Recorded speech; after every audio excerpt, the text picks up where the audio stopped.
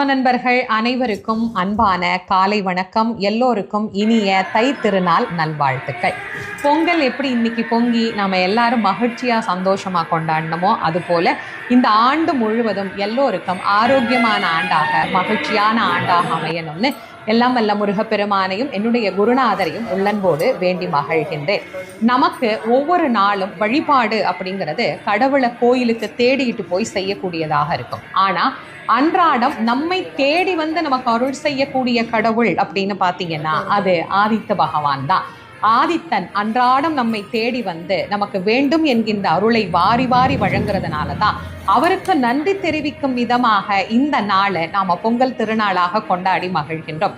ஆதித்த பகவானுக்கு மட்டும் இல்லைங்க, நமக்கு உணவளிக்கக்கூடிய விவசாயிகளுக்கும் நாம நன்றி தெரிவிக்கக்கூடிய நாளாக இந்த நாள் அமைச்சிருக்கிறோம்.